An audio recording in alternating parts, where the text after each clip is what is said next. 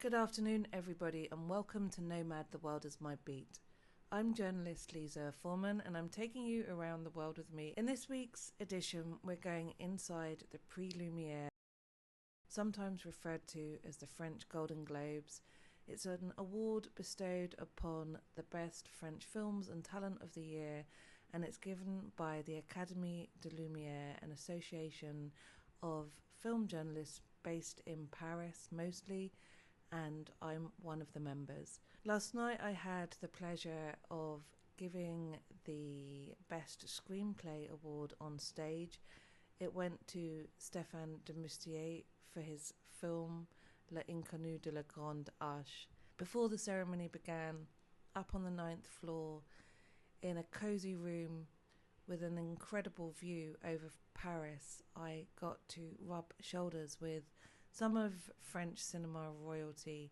I was standing there by the bar when along came a very famous French actress, Dominique Blanc, and commended me on my outfit.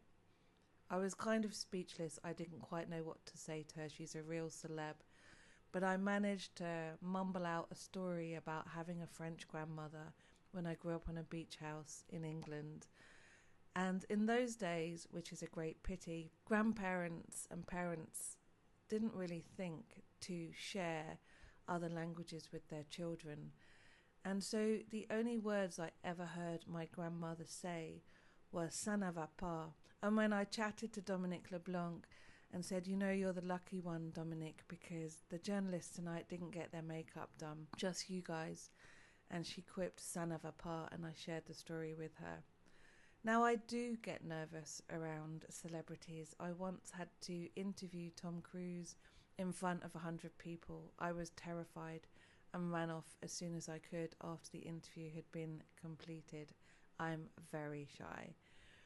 So what was also interesting about last night is I'm not a consummate expert in French cinema. So we're inside the Institut du Monde Arabe, waiting for tonight's Académie de Lumières to be up close with a lot of France's top directors, including François Ozon, who posed for a photograph for me, Stéphane de Moustier, who I presented an award to and who then turned to me to ask what my accent was. We had to speak in French. I'd be surprised if he understood immediately that he was the winner of the prize when I announced who it was, but I hope that he did. He did make it up to the stage in any case. So the evening took place at the Institut du Monde Arabe, which is the Arab World Institute in Paris. It's one of the most stunning buildings, I would argue, in the world for modern architecture, which incorporates a kind of Islamic design motif. If you look at the shutters of the building, they are like the tiles you might find in Morocco, but they are made of metal and they open and close depending on the light. Now, I got to see different parts of the building. I've often been over there to see exhibitions or have a cup of tea or even work in their brilliant library. But this time we got to go to a part of the 9th floor which had a view all the way to the Eiffel Tower. It's really brilliantly designed. Something else I discovered was just how funky the toilets are on the top floor. So we then descended from the top floor down to the basement, and again, I didn't know they have the most brilliant auditorium for awards ceremonies. Now, I've done a few of these awards ceremonies.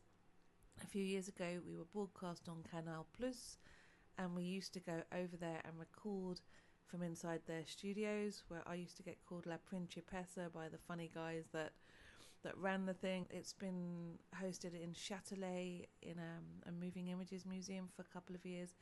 But in the Institut du Monde Arabe last night, I think it really came into its own. Being around celebs is kind of just goes with the territory, really. As a film journalist, you're either in press conferences, chatting away with the talent of today. And I suppose it's just that if you're on camera or behind the camera or reporting on the industry, once you get inside those spaces, everyone's really just a comrade or a colleague. I love the sort of aesthetics of how people show up at these ceremonies. It's sort of, formal, casual, sneakers, maybe in a jacket, that kind of a look. And hats off to the Académie de Lumières for pulling off this prize every year. It's not easy. I chatted to the former president, Lisa Nesselson, at the after party and learnt that Canal Plus was apparently paying 500,000 euros to, broadcast the show. And I guess they finally decided it was too much money. So the awards are now broadcast on YouTube. Now, it cheered me up to go and take part in this ceremony. I think we all need celebrating. We all need to stand on stage sometimes and put on a posh frock and a bit of makeup and feel part of the crowd and do something special. Life is not easy as a journalist these days. I'm barely paid for any of my print journalism work. I'm not paid for anything I do on YouTube.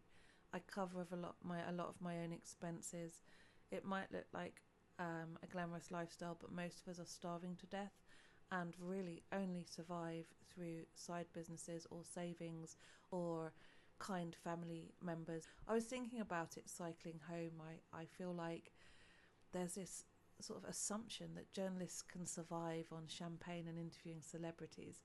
We can't. We do need paying.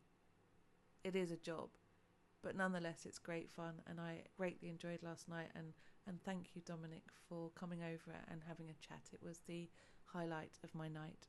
Thanks for watching.